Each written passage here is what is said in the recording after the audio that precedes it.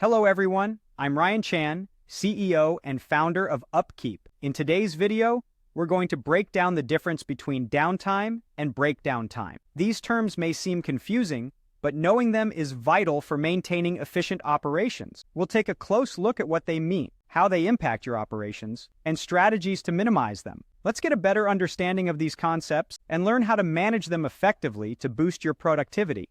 So, let's talk about the difference between downtime and breakdown time. These are two terms that often confuse many, but understanding them is crucial to maintaining efficient operations. Breakdown time is essentially the downtime that results from equipment failure. It's the period from when your asset fails to when it's back up and running again. On the other hand, equipment downtime refers to any period when a piece of equipment is offline. This could be planned downtime, like when you're doing routine maintenance, or unplanned downtime, which is due to equipment failure. Now, in terms of your operations, you'll want to keep both of these down to a minimum, ideally around 2% or lower total.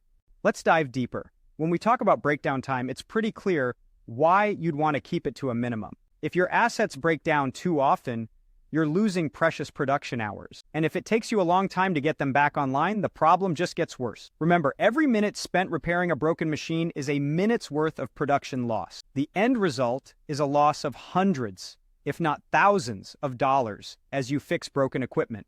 Now, let's look at equipment downtime. This is a more general term than breakdown time because it includes both unplanned equipment failures and planned times when the asset is intentionally taken offline. Just like breakdown time, you want to keep general downtime as low as possible, but it's crucial not to do so at the expense of your equipment's health. Some planned downtime is necessary to perform preventive maintenance tasks such as lubrication, routine tune-ups, and recalibration.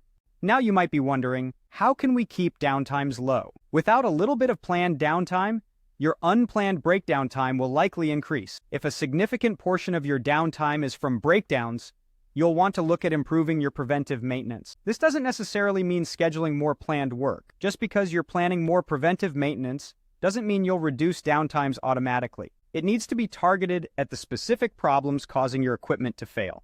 Predictive maintenance is a fantastic way to do this since it allows you to target specific issues rather than rely on rote schedules. In fact, predictive maintenance can cut downtime by as much as 75%. If predictive maintenance isn't an option, you'll need to analyze your data to find out what's going on with your equipment. A CMMS, or Computerized Maintenance Management System, can help you do that efficiently and plan preventive maintenance tasks accordingly. So, there you have it. Understanding the difference between downtime and breakdown time and knowing how to manage them is key to maintaining efficient operations. Remember, every minute saved is a minute gained in production. And that brings us to the end of our video.